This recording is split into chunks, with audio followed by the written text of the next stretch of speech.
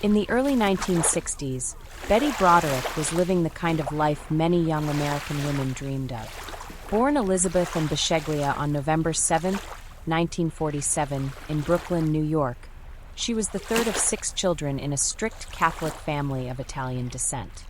Her parents, Frank and Marita Bisceglia, upheld traditional values, and from a young age, Betty was taught that her ultimate goal was to become a devoted wife and mother.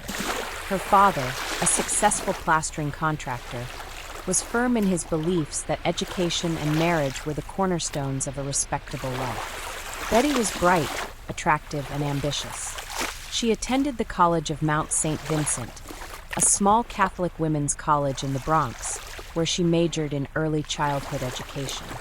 Her life seemed perfectly aligned with the path her parents had envisioned for her. She wore tailored clothes, maintained a tidy appearance, and projected an image of polished decorum.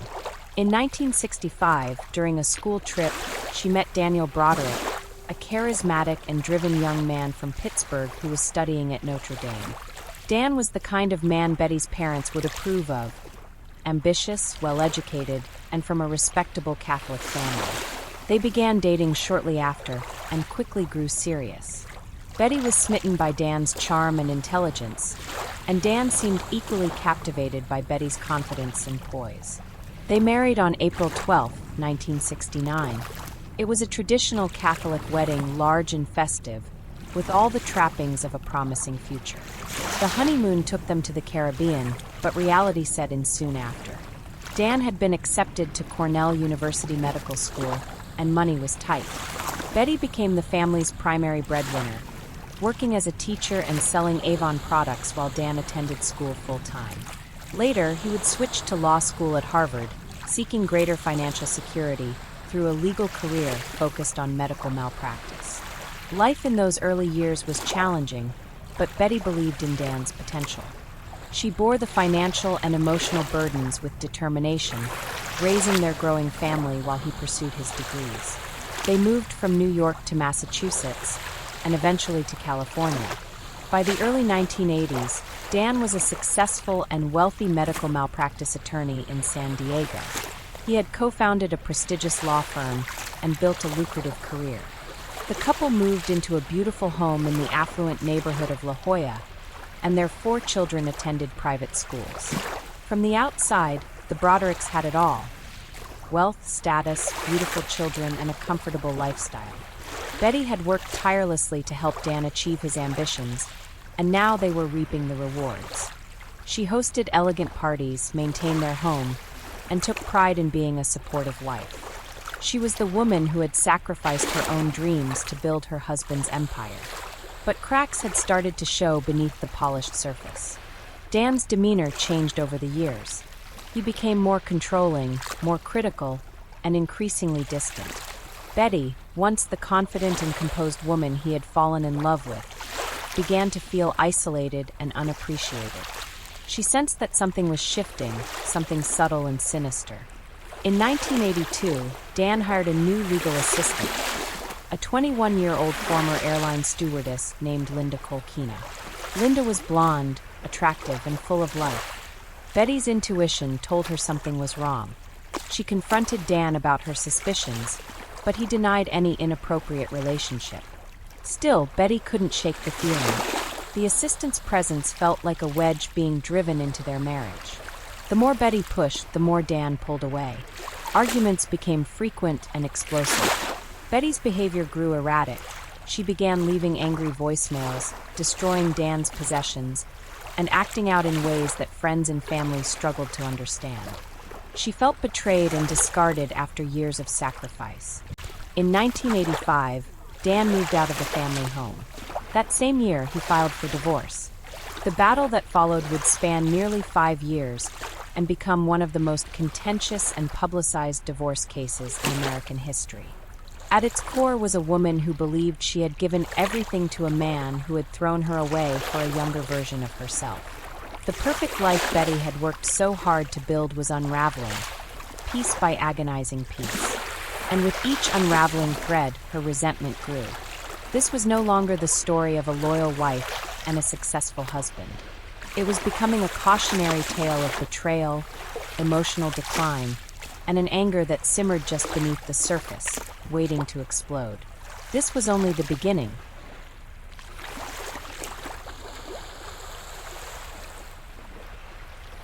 By the mid-1980s, Betty Broderick was unraveling. Her once carefully composed life had turned into a slow-moving implosion. Friends recalled that she had always been spirited, sometimes fiery, but now her personality began to shift in a way that alarmed even those closest to her. Her bright, social charm gave way to resentment, obsession, and emotional volatility. The woman who had once embodied poise and control now felt like a stranger even to herself. Betty's world revolved around Dan. She had given up her own aspirations to support his. She was there through the lean years of medical school and law school, the uncertainty, the late nights, and the constant moves. She was the glue holding their household together, raising the children, paying the bills, and sacrificing her youth to make his ambitions possible. So when Dan began to pull away, she interpreted it not just as abandonment, but as betrayal on a soul-deep level. She suspected the affair with Linda Kolkina long before it was confirmed. Linda, young and attractive, with her thick blonde hair and bright smile, was everything Betty feared Dan might want after decades of routine. Dan's denials only deepened her paranoia. Betty began keeping journals, recording her thoughts obsessively, detailing everything from Dan's changing behavior to Linda's clothing choices and mannerisms. She drove by Dan's office. She called his colleagues. She called Linda names and voicemails, sometimes screaming or crying into the phone. Her world was narrowing, and her emotional energy focused on one growing obsession: getting Dan to admit the affair. By 1985, Dan had made his decision. He moved out of their La Jolla home and into a rental house, eventually purchasing a new property for himself. He gained custody of the children, claiming Betty's behavior was erratic and unsafe. The court agreed, and Betty's relationship with her children, once the center of her universe, began to crumble. She had lost control of the very identity she had spent her life building. Dan was now thriving. He had become one of the most successful medical malpractice lawyers in San Diego. With Linda by his side, he bought a new home, drove luxury cars, and continued to climb socially and professionally. To Betty, it felt like a slap in the face. The harder she fought to preserve her place in Dan's world, the more removed from it she became. Betty's retaliation grew more destructive. She drove her car through the front door of Dan's new home. She left foul, explicit messages on his answering machine. She vandalized his property. The courts ordered her to stop, but she refused. Every legal action Dan took, whether justified or not, seemed to reinforce her belief that he was manipulating the system. And to an extent, he was. Dan had built powerful connections in San Diego's legal community. Judges, attorneys, even clerks, many of them knew Dan Broderick. He was a charming, confident presence in the courtroom. Betty, by contrast, seemed like a loose cannon. In one court session, Betty was fined for contempt after screaming at the judge. Another time, she was physically removed from the courtroom after throwing a book at Dan. These were not the actions of the composed housewife she once was. They were the actions of a woman who felt her life had been stolen from her, piece by humiliating piece. To many observers, Betty seemed unhinged. But to those who had known her longer, it was like watching someone drown, reaching for anything to hold on to. Over time, Dan took further control. He reduced Betty's spousal support. He withheld information. He sold property. At every turn, Betty felt boxed in. When she protested, the legal system labeled her irrational. She began recording her conversations with Dan, documenting what she believed were manipulative tactics and lies. But these recordings, instead of helping her case, often showcased her own emotional instability. It was a vicious cycle. The more she fought, the more ammunition she gave Dan to claim she was dangerous. The children were caught in the middle. At times, Betty kidnapped them, keeping them for days beyond her visitation rights. At other times, she would drop them off at Dan's house unannounced, claiming she couldn't handle the stress. Their loyalty became a battleground. Dan accused Betty of poisoning the children's minds against him. Betty accused Dan of turning them against her. The result was confusion and trauma for the entire family. Despite everything, Betty still held on to the belief that she could win Dan back, or at least get him to admit the damage he had done. In her mind, the affair with Linda wasn't just a betrayal of marriage vows. It was the destruction of a decades-long partnership. She saw Linda as the embodiment of everything she had been replaced by: youth, superficial charm, and a lack of struggle. Linda hadn't been there during the hard years. She hadn't made sacrifices. She was the reward Betty believed she had earned. As the divorce dragged on, Betty's resentment turned to rage. She sent letters to Dan's associates. She showed up at Linda's office and made scenes.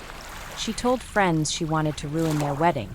But most chillingly, she began talking about death, not in vague terms, but with specific scenarios. She talked about how easy it would be to end this whole mess. She began stockpiling evidence, including Dan's legal filings, photos of Linda, and copies of threatening letters she claimed to have received. Her family tried to intervene. Her friends begged her to move on. Some suggested therapy. Others suggested taking a vacation or starting over. But Betty was immovable. She saw herself not just as a victim, but as a martyr. To her, she wasn't just fighting for herself. She was fighting for every woman who had ever been discarded after supporting a man's rise. In 1989, for years after Dan filed for divorce, the court finalized the judgment. Dan received full custody of the children. He was granted nearly all their shared assets. Betty was awarded $16,000 per month in spousal support, but it didn't feel like justice. Not to her. She saw it as hush money, a way to pacify her into silence while Dan and Linda lived the life she had built. Later that year, Dan and Linda announced their engagement. They planned a lavish wedding at their new home in San Diego. Betty wasn't invited. She didn't need to be. Her fury had reached a boiling point, and in her mind, the wedding wasn't just an insult, it was a death sentence. Betty's story was about to take a final, irreversible turn. The tension that had simmered for years would soon erupt into a moment of violence that would leave 2 people dead and a nation divided. The foundation had cracked long ago. Now, everything was about to collapse. This was just the prelude to the tragedy. Spring 1989 brought blooming jacaranda trees, warm San Diego breezes, and a deepening dread that clung to Betty Broderick like a second skin. As wedding preparations unfolded in Dan and Linda's upscale Hillcrest home, Betty's anxiety surged toward obsession. For most, a second marriage was a new beginning. For Betty, it was the final act in a years-long betrayal. It wasn't just the end of her marriage, it was the obliteration of everything she believed she had worked for. Dan Broderick, ever the calculated professional, took great care in preparing for his marriage to Linda Colkina. The ceremony was to be intimate yet elegant, an invitation-only affair with prominent guests, a catered reception, and a house transformed into a celebration of success and stability. To Dan, it was a capstone on a new life. To Betty, it was a declaration that her existence, her years of sacrifice, had meant nothing. In the weeks leading up to the wedding, Betty's behavior escalated again. She sent a series of long, handwritten letters to Dan's colleagues, judges, and even the press. In these rambling missives, she painted herself as the victim of a corrupt legal system, manipulated by a cunning, vindictive ex-husband. She accused Dan of psychological abuse, legal manipulation, and professional misconduct. She warned that Linda was complicit in stealing her life. Most of the recipients dismissed the letters as the bitter writings of a scorned ex-wife. But some saw something deeper, a woman teetering on the edge. Privately, Betty had begun rehearsing dark fantasies. She told her friends she was invisible, unheard, and erased. She imagined confronting Dan at the altar, standing up during the vows to expose him. Other times, she imagined destroying their home, setting fire to her own belongings as a symbolic act of protest. But the most disturbing thoughts, the ones she didn't always voice, were about taking everything away from them in the most final way possible. Betty had acquired a key to Dan's home months earlier. According to her, one of the children had given it to her by accident, not realizing its significance. She had kept it. She told herself it was only for emergencies. But it was more than that. It was a symbol of her refusal to let go. She drove by the house at night. She monitored Dan's schedule. She fantasized about walking through that door and changing everything. Dan, aware of her erratic behavior, took precautions. He changed the locks. He installed a security system. He even considered hiring private security for the wedding, but in the end, he didn't want to appear paranoid. He believed Betty was all talk, incapable of real harm. He underestimated just how far she had unraveled. On April 22, 1989, Dan and Linda were married in the garden of their home. Betty, uninvited, spent the day pacing in her house, consumed by rage and disbelief. She left multiple voicemails, some sobbing, some screaming, on Dan's answering machine. None of them were returned. The ceremony was picture perfect. Linda wore a white satin gown. Dan looked proud and composed. Guests laughed, music played, champagne flowed. No one knew they were celebrating on the edge of a tragedy. After the wedding, Betty's spiral accelerated. Her calls became more frequent and more unhinged. She delivered threatening notes to Dan's home, vandalized property, and once again drove her car onto his front lawn. Police reports were filed. Restraining orders were discussed. Still, the courts hesitated to take strong action. Betty had no criminal record. She had been the victim of a long, painful divorce. Authorities saw a bitter ex-wife, not a ticking time bomb. Betty's children were conflicted. They loved their mother, but they feared her outbursts. One of her sons, in a recorded call, begged her to stop making threats. "Mom, please, you're scaring everyone," he said. Betty dismissed the concern. She believed she was finally being heard. Her voice, after years of silence, was echoing through the chaos. In her mind, she wasn't unstable, she was righteous. She had endured humiliation, isolation, and betrayal. She had been pushed to the margins of her own life. And now she believed it was time to reclaim it. She bought a Smith & Wesson .38 caliber revolver in April 1989. At first, she claimed it was for self-defense. She told others she feared Dan would use the courts to silence her permanently, or that he would turn the children completely against her. But over time, her reasoning became more abstract. She began talking about justice and balance. She hinted at a future where Dan would finally understand what she had been through. She practiced at shooting ranges. She kept the weapon hidden in her bedroom, sometimes wrapped in clothing, sometimes hidden in a drawer. She began sleeping less. Friends said she became hollow-eyed, jumpy, constantly agitated. She fixated on Linda's every move. She claimed Linda had stolen her face, mimicked her style, her voice, her way of life. She believed Linda was trying to replace her, not just as Dan's wife, but as the mother of her children, the center of the family. The idea consumed her. On more than one occasion, Betty called her priest. She confessed to having dark thoughts, to considering terrible things. The priest encouraged her to seek help. He urged her to step back, to breathe, to let go. But Betty couldn't. Her pain had calcified into fury. She saw no way out but through. Throughout the summer of 1989, Betty's visits with her children became increasingly tense. She asked them for details about the wedding, about Linda, about their father's new routines.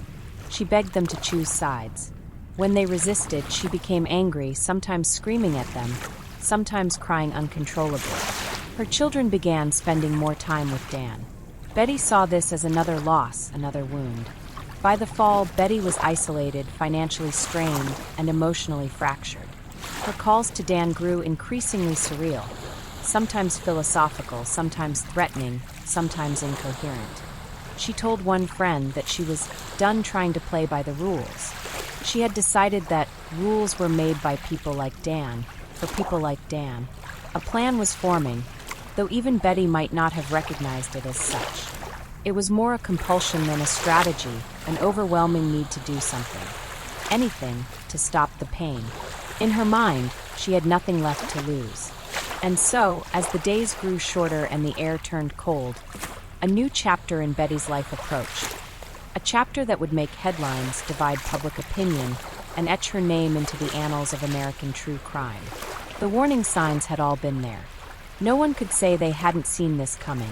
Not anymore.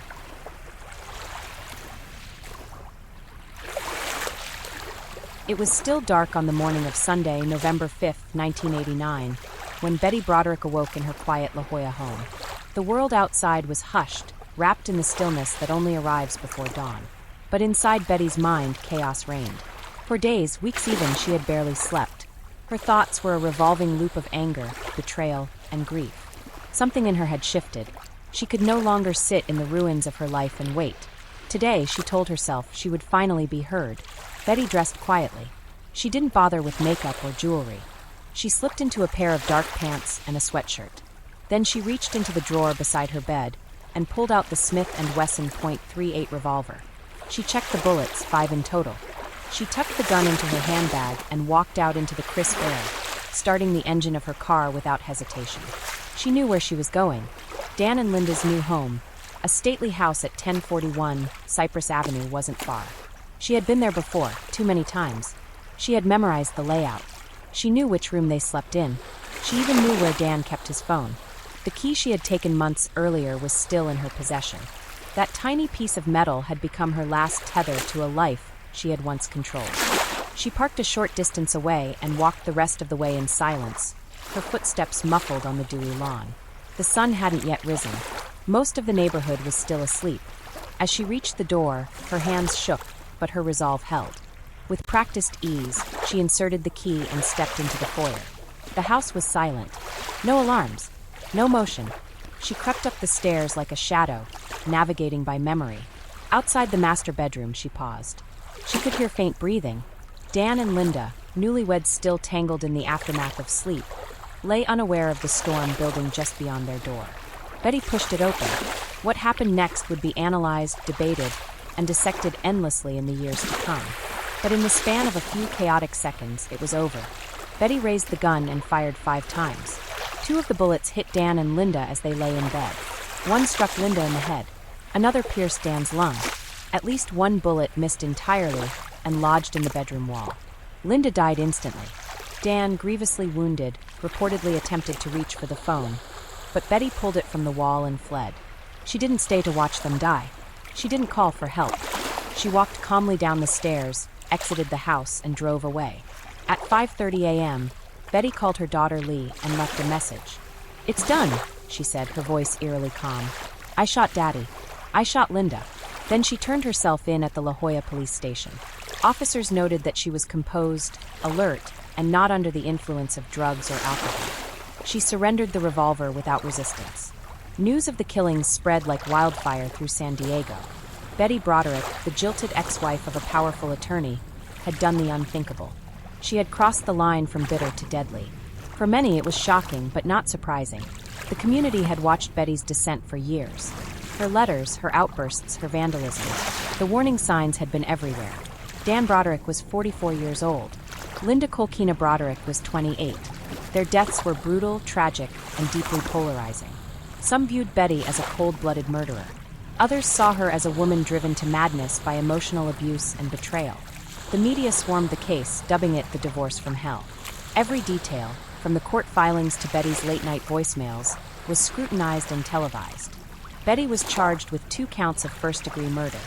Her defense team, led by attorney Jack Early, argued that she was mentally unstable at the time of the shootings. They claimed years of psychological torment, gaslighting, and legal manipulation had broken her. She didn't act out of premeditation, they said. She acted out of despair.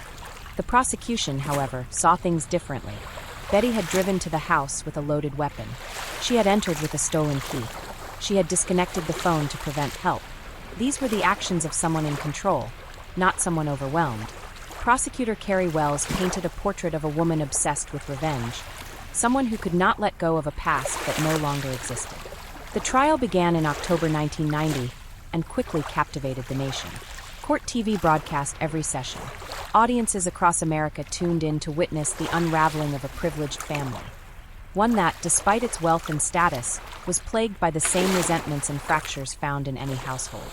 On the stand, Betty was both defiant and vulnerable. She spoke at length about her sacrifices, her pain, and her rage.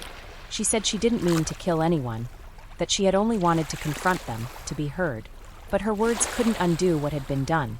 Photos of the crime scene, medical reports, and testimony from forensic experts painted a grim, undeniable picture. After days of deliberation, the jury could not reach a unanimous verdict. The result, a mistrial. But this story was far from over. A second trial was scheduled. The world waited. Betty remained behind bars. Her fate, like the truth itself, was still being argued.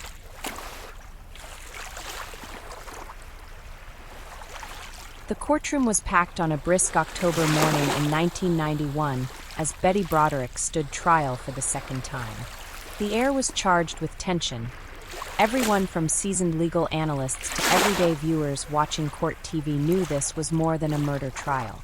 This was a spectacle, a referendum, a clash between privilege and pain, between accountability and emotional devastation. The first trial had ended in a hung jury. 2 jurors held out, reportedly unwilling to convict Betty of first-degree murder.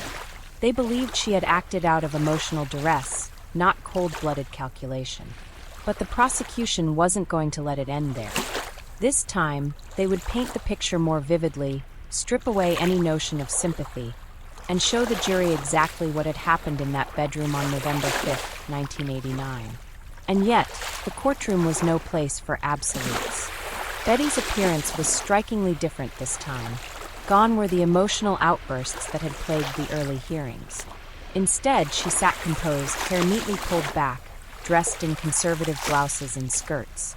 But beneath the surface, she was boiling. She had waited nearly 2 years behind bars. In her mind, she wasn't a criminal. She was the wife who had been erased. The prosecution wasted no time reminding the jury what had transpired. 5 bullets, 2 corpses, a stolen key, a ripped phone cord. Assistant District Attorney Carrie Wells called it an execution, pure and calculated.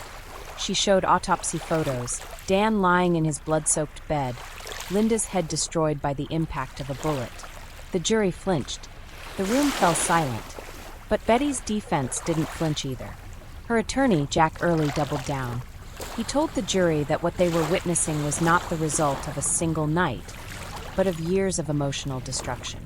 He brought in psychologists who testified that Betty was suffering from a dissociative disorder triggered by prolonged psychological abuse. One psychiatrist explained how Dan's manipulative tactics, including legal stonewalling, financial control, and gaslighting, had driven Betty to the brink of psychosis. The defense produced letter after letter written by Betty, pleading, raging, unraveling. She had begged for fairness. She had warned of the consequences. No one listened. When she screamed, she was called hysterical. When she cried, she was called unstable. And when she finally acted, she became a monster. Public opinion was divided in 2. Some saw Betty as the ultimate cautionary tale, a woman so consumed by entitlement and narcissism that she'd rather destroy than move on. They argued she had options: therapy, relocation, a new beginning. Instead, she chose a gun and vengeance. Others saw her as a symbol, an embodiment of every discarded spouse, every woman made invisible by a man's rising success. They saw the courts favoring Dan, a man with power, wealth, and influence, while Betty was treated as irrational, emotional, and ultimately expendable. The media fanned the flames. Newspapers called it the suburban tragedy of the decade. Talk shows debated whether Betty was a murderer or a martyr. Activists used her story to highlight how the legal system often fails women in custody battles and spousal disputes. But prosecutors pushed back, arguing that hardship never justifies homicide. 2 people were dead. 2 lives were ended by 5 bullets. That was the only truth that mattered. One of the most haunting moments of the trial came when Betty's children were called to testify. They sat in the witness box, torn between love for their mother and grief for their father. Her eldest daughter, Kim, said, "I understand what she went through, but I don't forgive her." The words landed like a hammer. The jury could see the generational impact of Betty's rage, the scars left behind in her children's eyes. Still, Betty showed no remorse. During cross-examination, she stated, They didn't have to die if they'd just listened to me. If they'd treated me like a person. Her voice didn't crack. Her gaze didn't falter. It wasn't a slip, it was a creed. She saw her act not as a crime, but as justice. The jury was not convinced. On December 11, 1991, Betty Broderick was found guilty of 2 counts of second-degree murder. The courtroom was silent as the verdict was read. Betty showed no visible emotion. To some, her stoicism was chilling. To others, it was the quiet relief of a woman who finally knew her fate.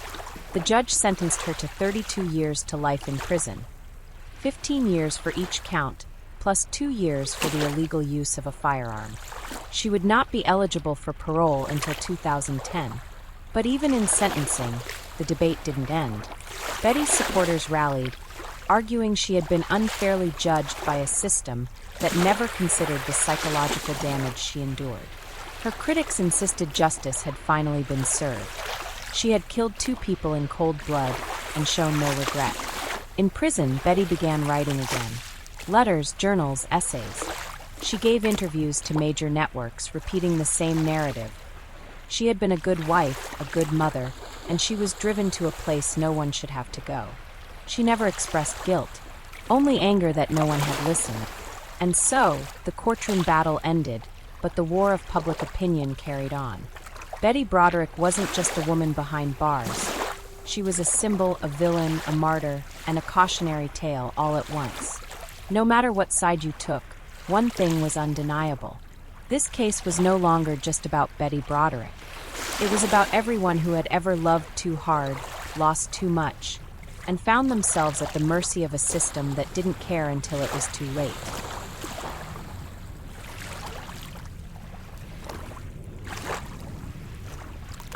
Betty Broderick did not walk into prison as a broken woman. She walked in with her head high, shoulders square, and a fury that prison walls would not silence. To her, the trial had not been about justice. It had been a stage, a performance, one in which the legal system once again propped up Dan Broderick's legacy while painting her as an emotional, irrational woman consumed by jealousy. But in her mind, she had been nothing less than a soldier, a martyr for every wife discarded after years of sacrifice. Her first years at the California Institution for Women in Chino were marked by defiance. She refused to attend therapy sessions. She ignored counselors. She believed she didn't belong among the addicts, violent offenders, and women with gang affiliations. She wasn't one of them. She wasn't a criminal, she insisted, just a woman who had been pushed too far. Betty took to writing letters, manifestos, personal statements. She sent hundreds of pages to journalists, feminists, and legal advocacy groups. Her narrative was always the same. She was betrayed, discarded, and ignored. She framed her act not as murder, but as a consequence of long-term psychological warfare. She said the court had been blind to the abuse that didn't leave bruises, the kind of abuse that wore down a person's sanity over years. The media didn't forget her. Betty gave interviews from prison, her words clipped but articulate. She reiterated that she felt no guilt. "I had no choice," she said in one 1993 interview. "They destroyed my life. I just ended theirs." Her words didn't evoke sympathy. They hardened public opinion. For many, it was proof that she remained dangerous, that time had not softened her resolve. Yet behind bars, Betty adapted. She taught GED classes. She managed a prison newsletter for a brief period. Inmates found her intelligent, sharp, and assertive. Some respected her for standing her ground. Others kept their distance. There was something cold in her eyes, they said, something unshakable. Betty's children continued to be torn. Her sons, Dan Jr. and Rhett, occasionally visited her. They wrestled with conflicting emotions: love for their mother, grief for their father, and a desire for closure that would never come.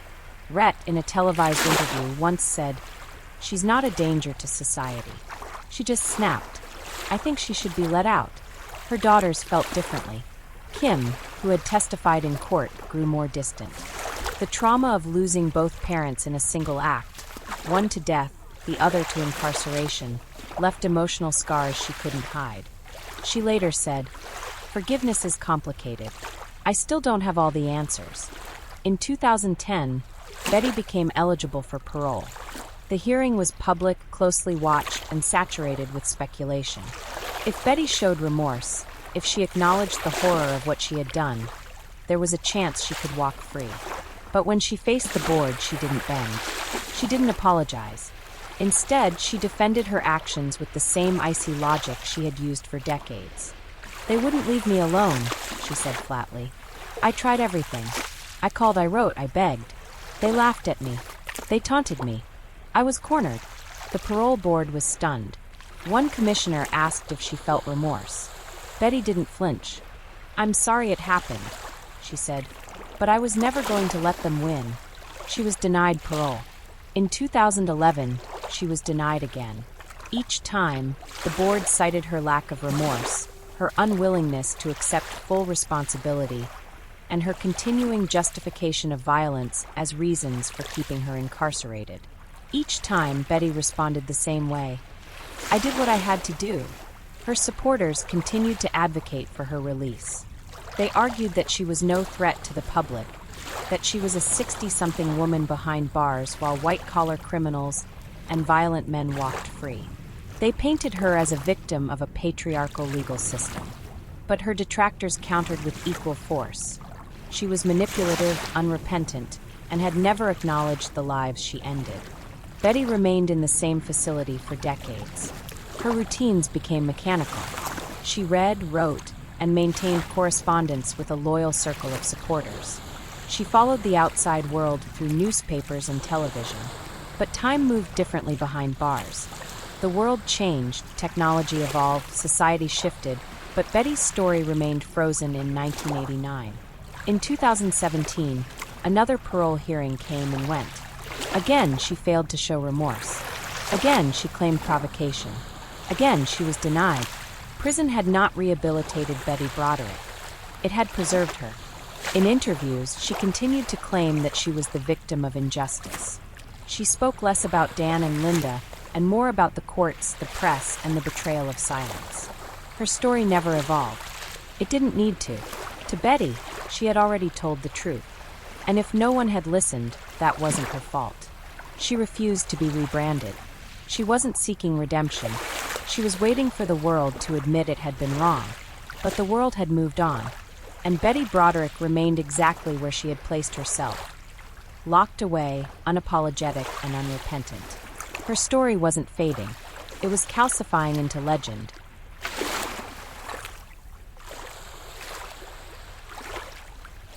By the 2000s, the Betty Broderick case had taken on a life of its own, transcending the legal system and embedding itself into American pop culture. Documentaries, made-for-TV movies, talk show segments, magazine exposés, all rehashed the same question. Was Betty a victim or a villain? The details of her crime had not changed, but the context in which people interpreted them had. Some compared her to other infamous women who killed, Aileen Wuornos, Susan Smith, but Betty's story struck a different chord. It wasn't about poverty, psychosis, or randomness. It was about privilege and pride, about the shattering of a carefully constructed domestic image. The woman who had once baked cookies for school fundraisers and wore pearls to church had taken a gun into her ex-husband's bedroom and executed him and his new wife in their sleep. And yet, for some, that was precisely what made her story so compelling. Feminist scholars began debating the larger implications.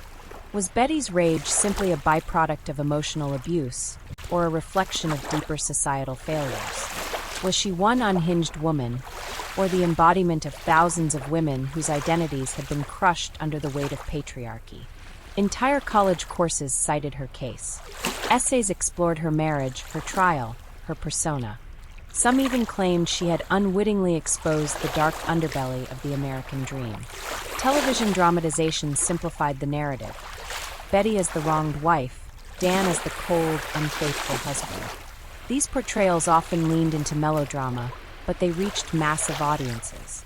In the Lifetime movie A Woman Scorned, the Betty Broderick story, Meredith Baxter's haunting performance as Betty earned her an Emmy nomination. The film ended not with a message of justice, but of inevitability. Betty became something more than a prisoner. She became an archetype. But the real Betty remained locked behind bars, far from the spotlight her name still commanded. She received fan mail, hate mail, and letters from women sharing their own stories of betrayal. She answered many of them. She saw herself as their voice. Not a killer, but a spokeswoman for the ignored. Still, many who had been close to the Brodericks wanted none of it. Friends of Dan and Linda recalled their kindness, their plans for the future, their joy as a newly married couple. Linda's family, in particular, spoke out often. Her sister said in an interview, "She didn't deserve to be reduced to a footnote in someone else's tragedy. She was a person, a daughter, a sister." Betty made sure people remember her for how she died, not how she lived. Dan's colleagues echoed that sentiment. They described a man who had worked hard, built a firm from nothing, and was enjoying the fruits of that labor when he was gunned down in his sleep. "He wasn't perfect," one law partner said, "but no one deserves what happened to him." Even some of Betty's former allies began to fall away. Over time, her refusal to express remorse began to harden perceptions. Sympathy turned to skepticism. Where once people saw a desperate woman lashing out, they now saw someone who had become comfortable with her own narrative of vengeance. And then came the parole hearings, each one a retelling of the past. In 2010, when she was first eligible for release, Betty once again refused to admit wrongdoing. In 2011, 2017, and 2020, the pattern continued. The parole board noted her continued justification of the murders, her unwillingness to explore rehabilitation, and her insistence that she was the true victim. Each time she was denied. The transcripts from these hearings read like psychological case studies. Betty described herself as the victim of legal terrorism. She called Dan's death inevitable. When asked what she would do differently if given the chance, she didn't say, "not pull the trigger." She said she would have hired a better divorce attorney. For many, those words sealed her fate. It wasn't just the crime, it was her unrelenting certainty that she had been right. There was no grief in her words, no regret, just scorched earth. Her sons remained divided. Rhett continued to advocate for her release, arguing that she had served enough time. Dan Jr., more reserved, said simply, "She made her choice." And choices have consequences. As the years passed, Betty aged behind the gray concrete walls of the prison. Her hair grayed, her voice slowed, but her story never faded. New generations discovered her through crime podcasts and YouTube documentaries. Her name became shorthand for a certain kind of female rage, a fury born not from impulse, but from years of being told to smile while her world fell apart. By 2024, Betty Broderick remained one of the most infamous women in the American prison system. She had spent over 3 decades behind bars. Her parole eligibility came up again that year. Once more, she faced the same questions. Once more, she gave the same answers. And once more, the board said no. Because for all the complexities of her story, for all the debates and documentaries and divided families, Betty Broderick had never done the one thing that mattered most. She had never said, "I was wrong." And for that, she remained exactly where she had been since that cold November morning. Behind bars, unapologetic, unforgiven.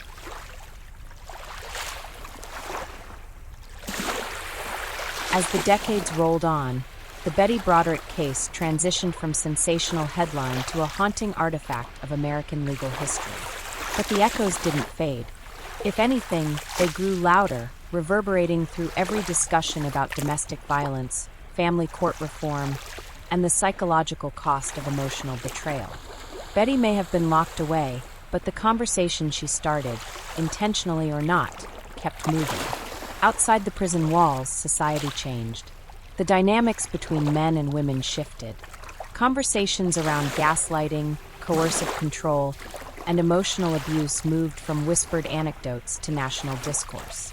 But still, Betty's story stood in its own time capsule, both outdated and disturbingly relevant. Women who killed their abusers were often met with sympathy, provided there was a clear record of violence. Bruises, police reports, protective orders. Betty had none of these. Her wounds were invisible, and that made her case harder to digest. She didn't fit the image of a battered woman. She had lived in luxury. She had options.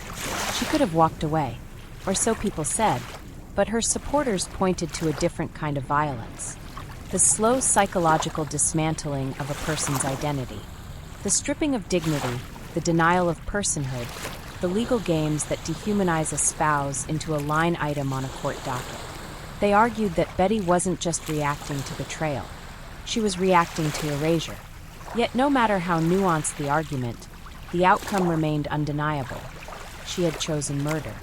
Linda Colkina Broderick, at 28, had barely started her adult life. A former airline stewardess, she had reinvented herself, climbed into the world of law and affluence, and found love. She had written in her diary about her excitement to be a stepmother, her desire to start a family. All of it ended in seconds in the quiet of a bedroom because someone else decided her life was worth less than a grudge. Dan Broderick, 44, was a successful attorney with power, connections, and ambition.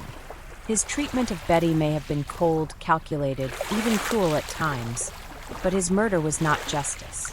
It was final and permanent. The courts had made their decision, but the world outside the courtroom still wrestled with the aftermath.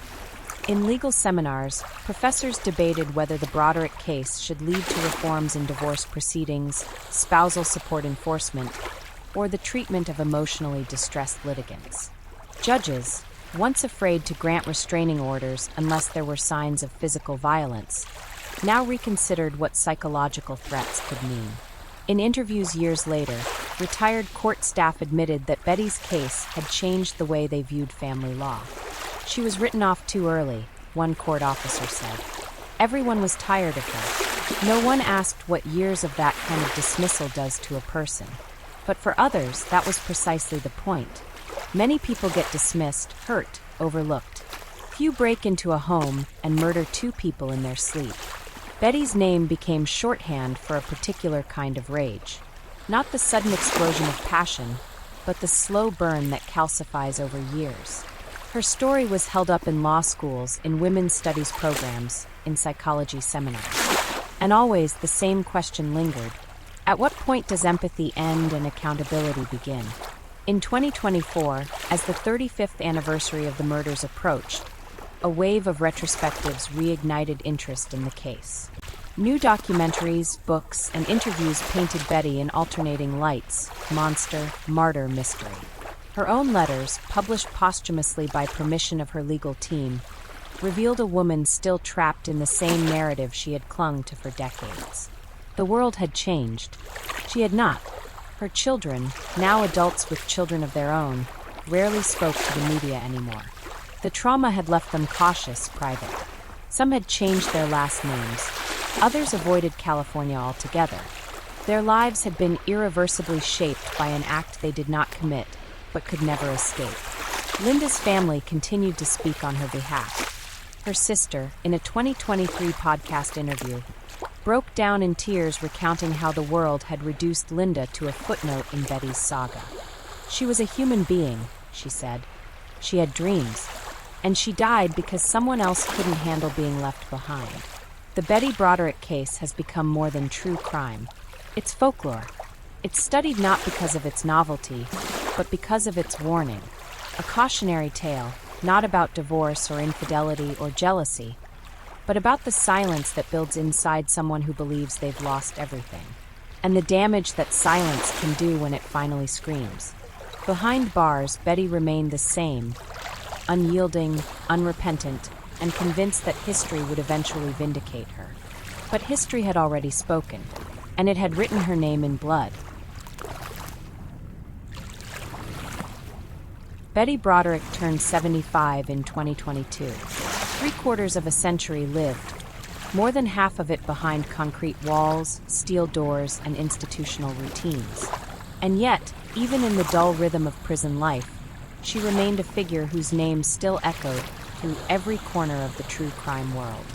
She was no longer just a woman who had killed her ex-husband and his new wife. She was a symbol of unresolved rage, unyielding belief, and a justice system still grappling with the gray spaces between victimhood and guilt. Unlike many inmates who eventually adapt, soften, or reevaluate, Betty's stance remained rigid. She never retracted, never conceded. In her worldview, her choices had been forced upon her. It was not she who broke the law, but the law that broke her. Her incarceration became her second courtroom, one where she continued to plead her case to anyone willing to listen. Every few years, the California Board of Parole hearings called her forward. Each time, she stood before them, offering neither remorse nor reflection. Parole boards looked for growth, acknowledgement, rehabilitation. But Betty offered only consistency. She still believed she had been provoked. That Dan and Linda's deaths were the end result of a long, brutal psychological campaign against her. In her own words, "They didn't just kill my spirit.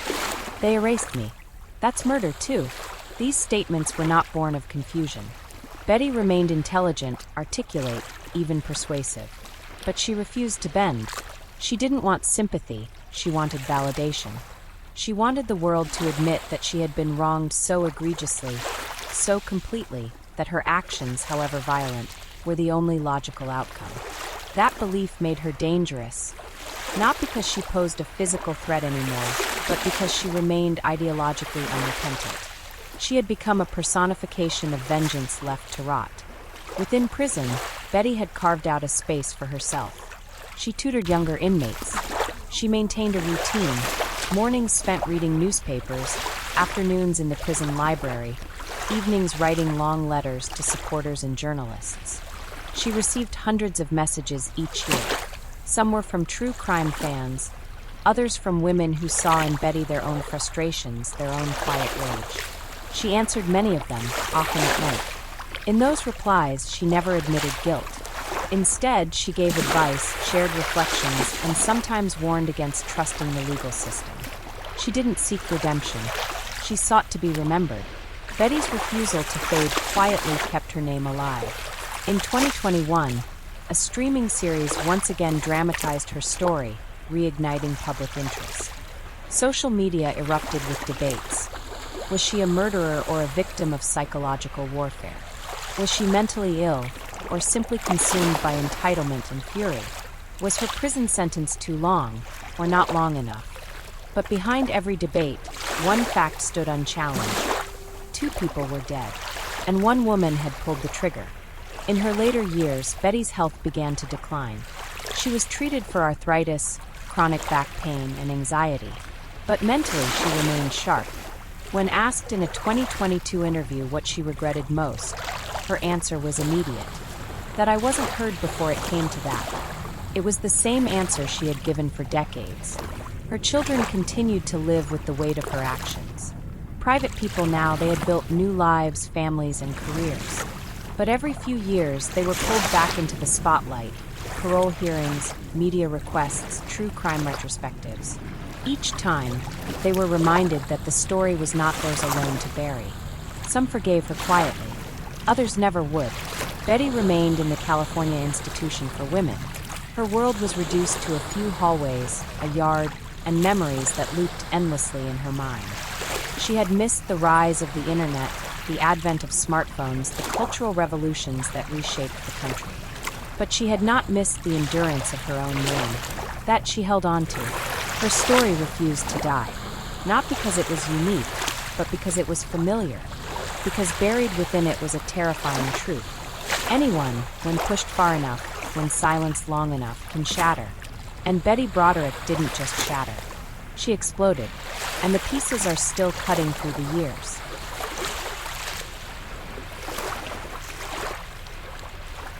In the American psyche, certain crimes transcend their facts and become mythology. Betty Broderick's story is one of those. Decades after that early November morning in 1989, her name is not merely remembered, it is invoked. A caution, a debate, a symbol, a weapon. In courtrooms, classrooms, and countless media narratives, Betty has become shorthand for the dangerous cocktail of emotional abuse, power imbalance, and unchecked rage. By 2025, Betty was approaching the twilight of her life. Her body had aged into fragility, but her voice remained ironclad. In interviews granted from her prison cell, she repeated what she always had, that she was provoked, destroyed, erased. She remained consistent. Some called it resilience, others called it delusion. Her parole was denied again in early 2025. This time, the board didn't ask many questions. They knew the answers. Betty gave them before they were spoken. She had not changed. She had not learned. She had not reflected. There was no remorse, only repetition. "I had no choice," she told them again. "You people just never listen." Outside the walls, her story continued to stir. Podcasts dissected her psychology. TikTok creators reenacted her court statements. Feminist writers debated the implications of her case in a modern lens. Was she a victim of an era that failed to understand emotional trauma? Or had she manipulated that narrative to justify murder? One thing was certain, the public no longer agreed. Once, Betty's supporters rallied with passion. But over time, her insistence on self-righteousness began to alienate even her most devoted followers. Newer generations viewed her with colder eyes. They saw the photographs, read the trial transcripts, watched the dramatizations. The sympathy gave way to skepticism. Even among her children, the narrative fractured. Dan Jr. no longer spoke publicly about his mother. Rhett, once her most vocal defender, now gave carefully worded statements. In a 2024 interview, he said, "I used to think she deserved another chance. But you can't keep living in the past. You can't keep telling the same story and expect a different ending."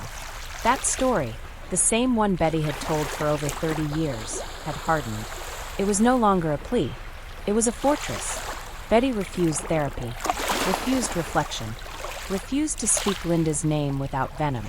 In one recorded interview, when asked about her feelings toward the woman she had killed, Betty responded with chilling clarity. She knew what she was doing. She just didn't think I'd fight back. That quote went viral. Comment sections filled with outrage. Others, disturbingly, with admiration. Betty had become something more than a criminal or a cultural flashpoint.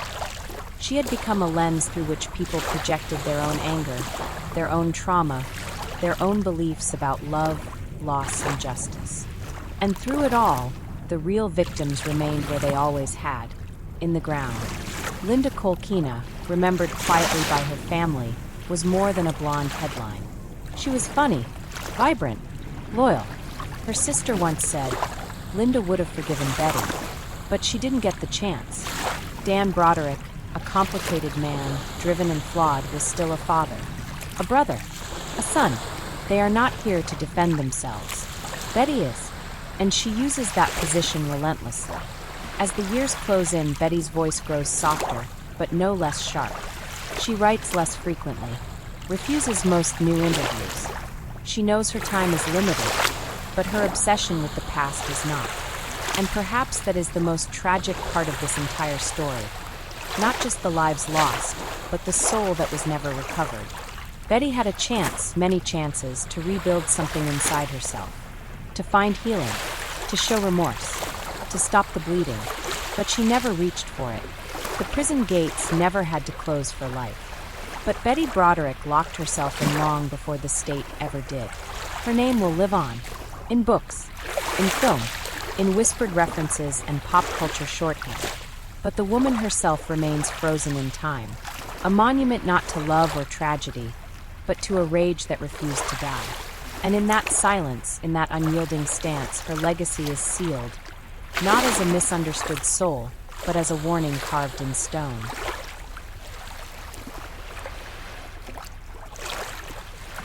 By 2027, Betty Broderick's name had drifted further from the headlines and deeper into the archives of American true crime history. But within the confines of the California Institution for Women, the woman at the center of it all remained very much alive, though noticeably diminished. Age had finally overtaken her. She walked slowly now, her posture stooped, her steps short and deliberate. Years of institutional food, stress, and sedentary routines had taken their toll.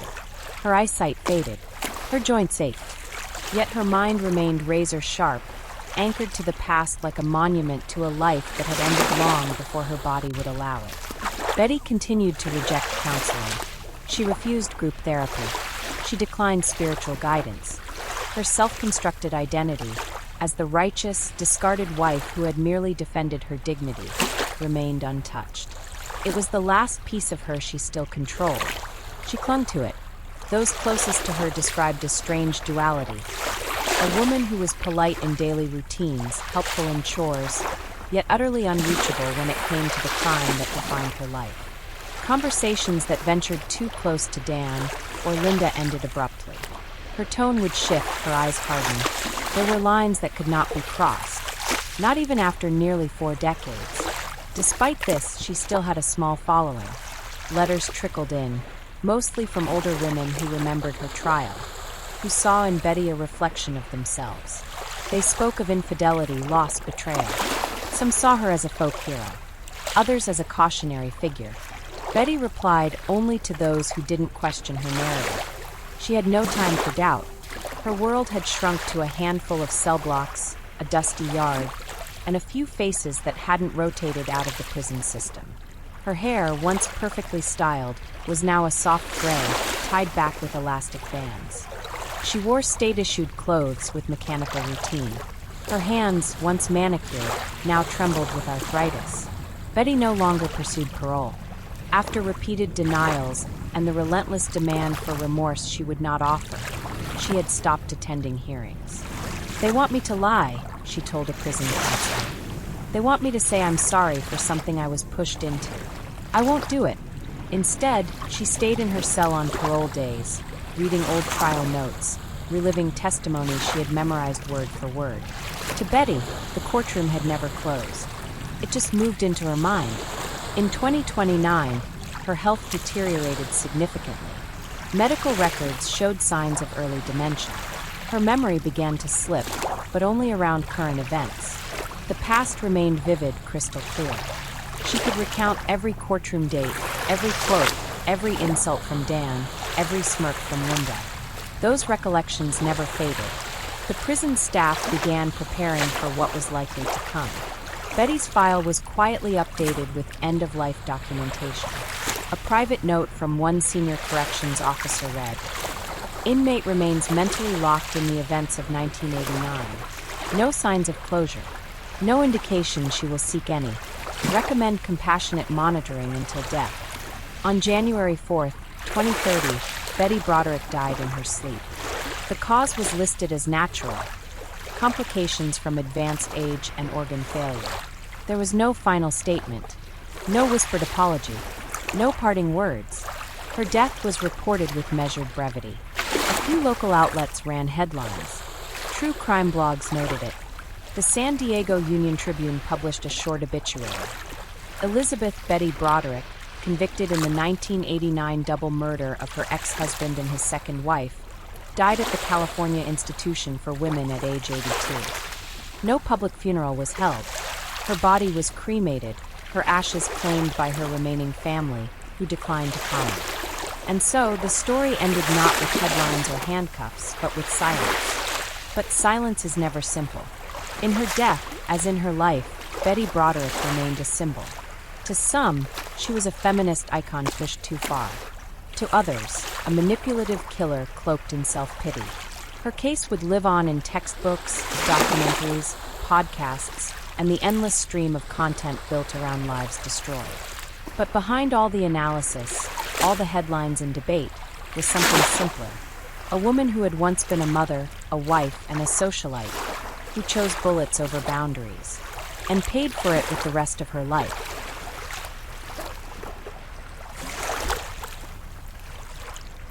Long after Betty Broderick's death, the shockwaves of her actions still pulsed beneath the surface of American culture.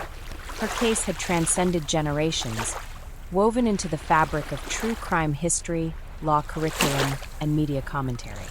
But beneath the drama and the spectacle, a quieter reckoning had begun, a reflection on what her case had exposed about family, power, and the brutal consequences of emotional neglect. For the surviving Broderick children, the chapter never truly closed.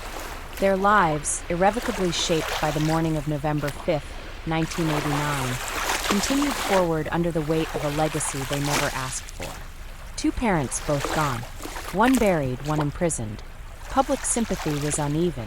Judgment was loud. And their pain, though rarely voiced, remained. Some chose to speak. Others chose silence. They carried different memories, different traumas. But they shared a common truth. They had been left behind to reconcile with a history they had no control over. Dan Jr. moved into a quiet life, away from the spotlight, raising his own children with a cautious vigilance born of experience.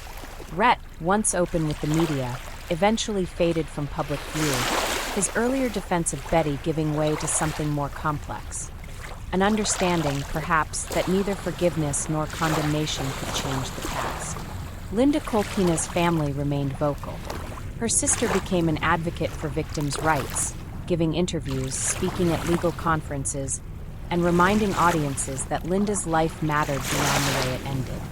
Photos of Linda, laughing, carefree, young, were circulated in memory posts each year, reminding the world she wasn't just a victim, but a person who had loved and been loved. As the true crime genre grew into a global phenomenon, Betty's story continued to be repackaged and retold. Each iteration brought new commentary, new analysis. Filmmakers, writers, and podcasters wrestled with the moral ambiguity of her case. Was she a villain or a woman crushed under the weight of institutional injustice?